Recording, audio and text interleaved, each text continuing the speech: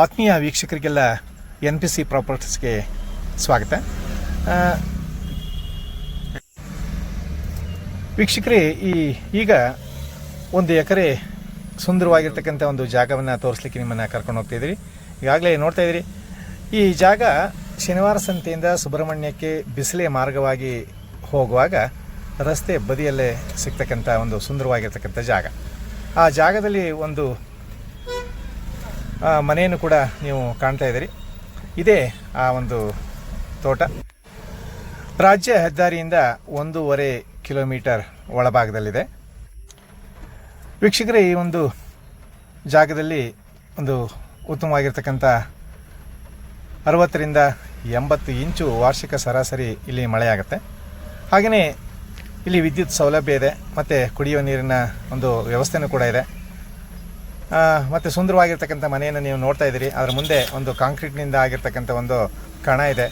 ಹಾಗೆಯೇ ಕಾಫಿ ತೋಟ, ಮೆಣಸು ಮತ್ತು ಸಮೃದ್ಧಿಯಾಗಿ ಬೆಳೆದಿರ್ತಕ್ಕಂಥ ಒಂದು ಅರಣ್ಯ, ಹಾಗೆ ಬಾಳೆ ಮುಂತಾದ ಎಲ್ಲ ಒಂದು ವ್ಯವಸಾಯವನ್ನು ಇಲ್ಲಿ ಮಾಡಿದ್ದಾರೆ.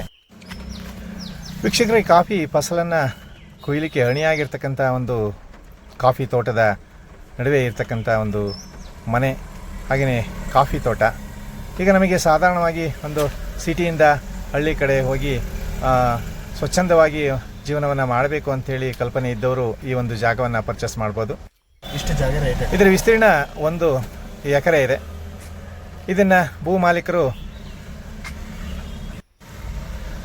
55 ಲಕ್ಷ ರೂಪಾಯಿಗಳನ್ನು ಹೇಳ್ತಾ ಇದ್ದಾರೆ. ಆಸಕ್ತರು ತೆರೆ ಮೇಲೆ ಕಾಣ್ತಾ ಇರ್ತಕ್ಕಂಥ ದೂರವಾಣಿ ನಂಬರ್ಗೆ ಕರೆಯನ್ನು ಮಾಡಿ ಹೆಚ್ಚಿನ ಮಾಹಿತಿಯನ್ನು ನೀವು ಪಡಿಬೋದು.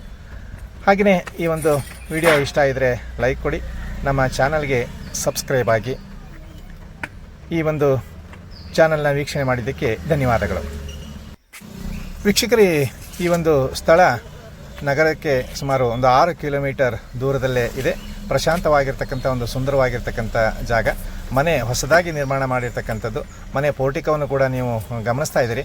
ಪೋರ್ಟಿಕೋದಲ್ಲಿ ಕುಳಿತುಕೊಂಡ್ರೆ ಇಡೀ ತೋಟ ಮತ್ತು ರಸ್ತೆ ಎಲ್ಲವೂ ಕೂಡ ನಾವು ವೀಕ್ಷಣೆಯನ್ನು ಮಾಡ್ಬೋದು. ಆಸಕ್ತರು ಈ ಒಂದು ನಂಬರ್ಗೆ ನೀವು ಕಾಂಟ್ಯಾಕ್ಟನ್ನು ಮಾಡಿ ಹೆಚ್ಚಿನ ಮಾಹಿತಿಯನ್ನು ಪಡ್ಕೋಬೋದು.